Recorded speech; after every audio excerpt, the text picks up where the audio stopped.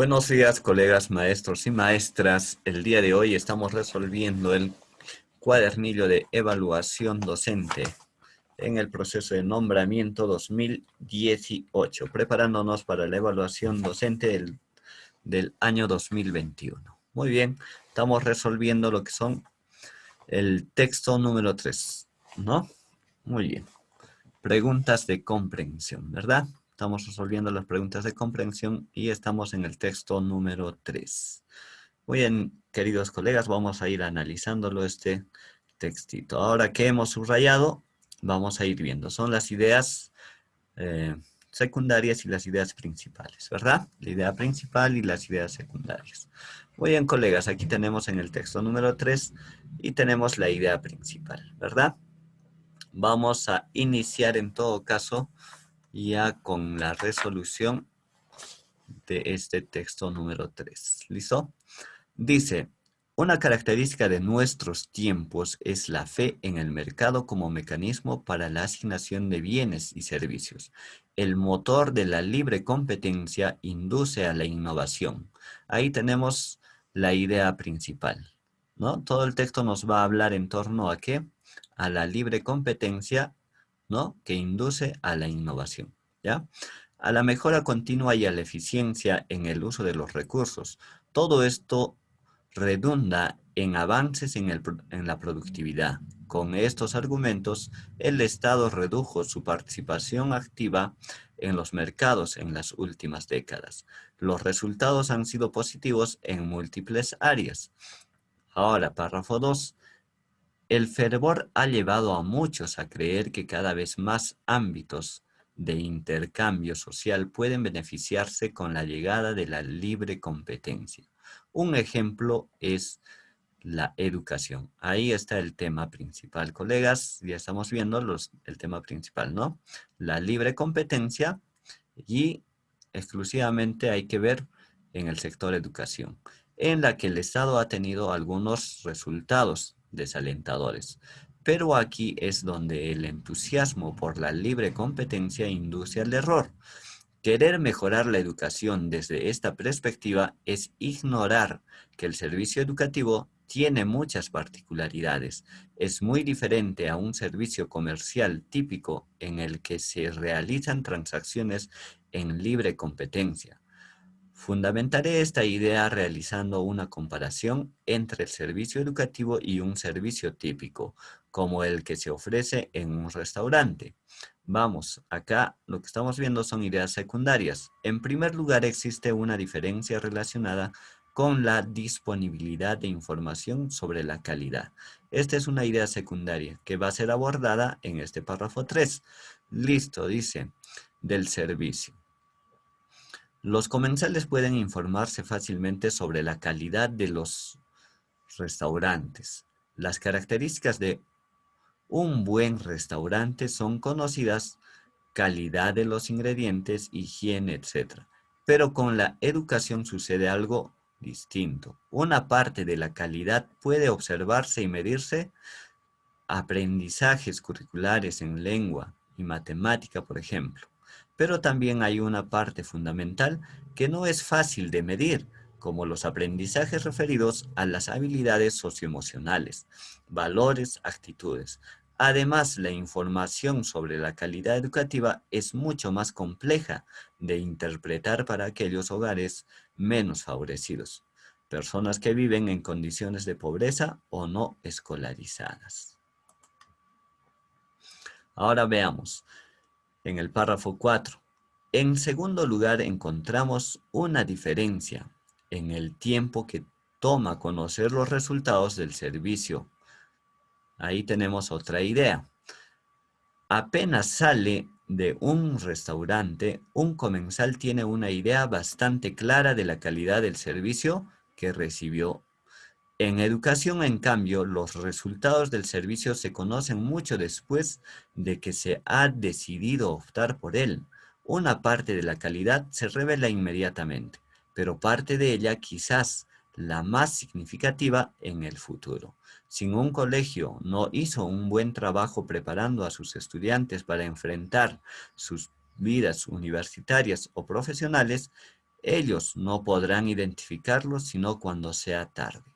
O visto de manera positiva, el éxito de una institución educativa se refleja en el éxito que logren alcanzar sus exalumnos. Así es fácil caer en cuenta de que las buenas inversiones educativas necesitan un horizonte de largo plazo. Esto último es difícil de compatibilizar con los horizontes de las inversiones con fines de lucro. Ahora veamos aquí, tenemos en el párrafo 5, en tercer lugar observamos una diferencia con relación al rol del consumidor en el resultado del servicio. ¿Qué rol cumple el consumidor, verdad? El que en un restaurante sabe bueno o malo pueden muy poco de los paladares o del esfuerzo de los comensales. La provisión del servicio educativo es muy diferente. El esfuerzo de los estudiantes, así como el de sus padres y el de sus docentes, importa mucho.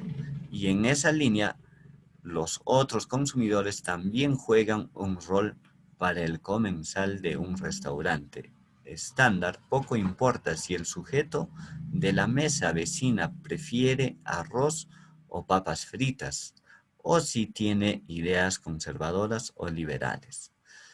Para un comensal, ni el perfil ni las preferencias de los otros comensales son relevantes para su propia experiencia gastronómica. En la escuela, sin embargo, el resultado depende de los estudiantes en conjunto, pues cada uno de ellos puede jugar un rol en el aprendizaje de sus pares. ¿Verdad? Ahí observamos claramente que en educación es distinto, ¿verdad? Ahora en el párrafo 6. En cuarto lugar, hay que considerar que el servicio educativo se contrata pocas veces. Ahí tenemos otra idea secundaria, ¿no? No hay un aprendizaje basado en repetir frecuentemente la contratación de dichos servicios. Por otro lado, en un periodo de 10 años, un comensal se ha preguntado muchas veces, ¿a qué restaurante debo ir? De esta manera, ha ganado experiencia como tomador de decisiones. El comensal sabe qué factores considerar y cómo sopesarlos para decidir. Esto le ha permitido aprender a elegir. En ese mismo periodo, un padre no ha tomado muchas decisiones sobre la elección de un colegio para sus hijos. La contratación del servicio educativo, debido a que es esporádica, da menos oportunidad para la repetición. Los padres de familia son más propensos al error, errores que cuestan caro. En el párrafo 7, una consideración final es la equidad. Por una variedad de razones, los niños de hogares pobres tienen más dificultades para el aprendizaje que los niños de hogares más favorecidos. Educar a los primeros es muy caro y por eso un país debería asignar más recursos para la educación de los pobres. Sin embargo, los mercados hacen exactamente lo contrario. Asignan más recursos educativos a aquellas escuelas donde hay mayor capacidad de pago. Ahí otro punto, otra idea secundaria, ¿verdad? Ahora en el 8. Para que un mercado de servicios educativos funcione adecuadamente, necesitamos regular varios aspectos de nuestra realidad. Los riesgos de no hacerlo son grandes. Mientras tanto, pensar que los sistemas educativos van a mejorar con mayor participación privada es fe ciega. Sin duda se trata de un tema que necesitamos mucho debate sobre la base de razonamiento sesudo, no fervorosos, ¿verdad? Entonces aquí vamos a observar claramente, colegas, que es un resumen de todo lo que se ha hecho, ¿no? Aquí hay una conclusión. En el párrafo 8 vemos que es una conclusión y tenemos la idea principal arriba. Entonces, podríamos decir que este texto es un texto encuadrado, ¿verdad? Ahora resolvemos lo que son los las preguntas. La pregunta número 11 dice, según el autor, ¿por qué los consumidores del servicio educativo juegan un rol importante en la provisión de dichos servicios? Eso observamos claramente en el párrafo 5, donde indica, ¿no?, diferencias con relación al rol del consumidor en el resultado del servicio. ¿Qué función cumplen, no, los consumidores, en este caso los estudiantes? En la escuela, sin embargo, dice, el resultado depende de los estudiantes en conjunto.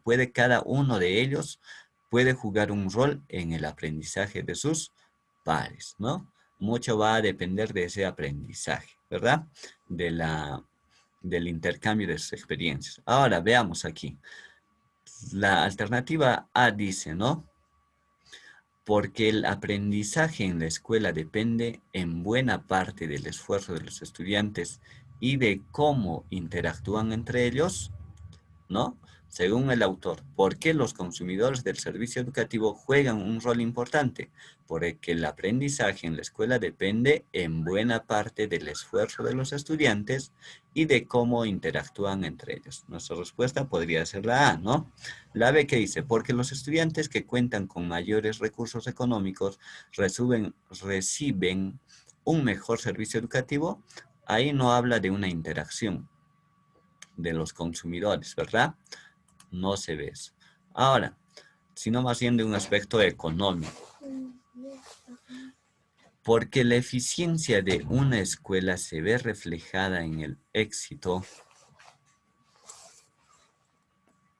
que logren alcanzar sus exalumnos. Bueno, ahí vemos la relación entre estudiantes, no.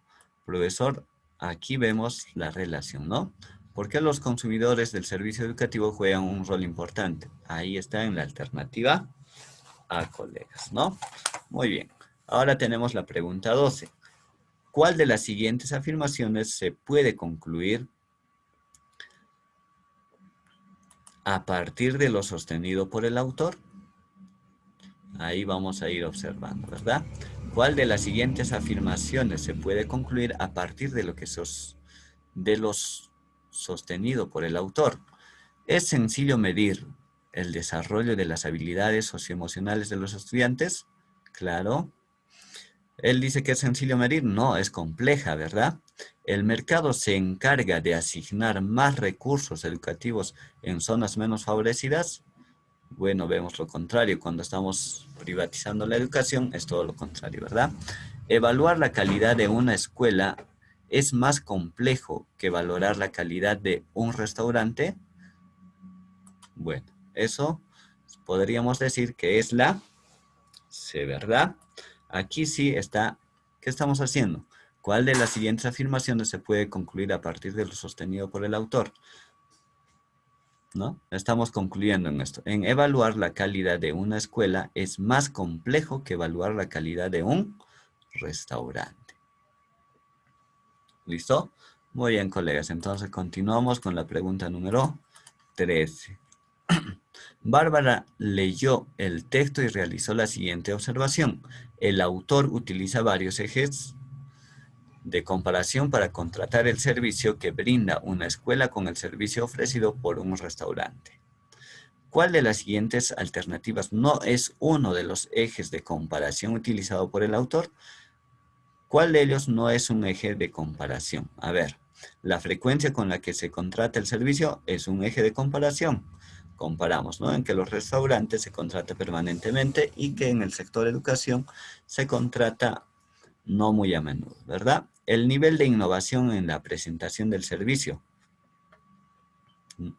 Bueno, aquí en el nivel de innovación, comparamos el nivel de innovación de la presentación del servicio educativo. Bueno, no se hizo esa comparación, ¿no? Ahora la C, el tiempo que toma conocer los resultados, hicimos esta comparación. El autor hizo esa comparación. Entonces, nuestra respuesta, ¿qué sería? Sería la alternativa B, ¿verdad? Entonces, marcamos la alternativa B. Ahora, en la pregunta 14. Según el texto, ¿cuál fue la razón principal por la que en las últimas décadas el Estado redujo su participación activa en los mercados? La pregunta es sobre los mercados, ¿verdad? Muchos, bueno, podríamos pensar que es en el sector de educación, pero aquí está hablando del mercado. Dice la alternativa A, porque las decisiones del Estado relacionadas con el servicio educativo habían tenido resultados desalentadores. Bueno, cuando hablamos de resultados desalentadores, estamos hablando del sector educación, ¿verdad? Ahí está el tema de educativo, ¿no? Entonces aquí, según el texto, ¿cuál fue la razón principal por la que en las últimas décadas el Estado redujo su participación activa en los mercados? Entonces nada tiene que ver con el sector educación, ¿verdad? Porque porque el motor de la libre competencia indujo a la mejora y al aumento de la productividad en múltiples sectores. Podría ser, ¿no? Porque el Estado debió concentrarse en aquellos mercados que tenía que ser regulados para resolver eficientes, para volverse eficientes. Entonces aquí nada tiene que ver, ¿no? La C nada tiene que ver, ¿no? Entonces nuestra respuesta sería la alternativa B, porque el motor de la libre competencia indujo a la mejora y al aumento de la productividad en múltiples sectores. Ese fue el principal motivo para que el Estado deje de lado y no nos deje a la libre competencia. Ahora la pregunta 15. En este texto el autor se opone a la idea de que la libre competencia por sí sola puede mejorar la educación. ¿Cuál es el argumento principal del autor para defender su postura? Ya hemos visto que el autor va a ir, hace bastantes comparaciones, ¿no? Pero ¿cuál es la principal, ¿no? ¿Cuál es el argumento principal? Entonces veamos las decisiones ante la problemática del servicio educativo deben estar basadas en reflexiones sesudas y no en actos de fe. Esta es la conclusión que arriba el autor.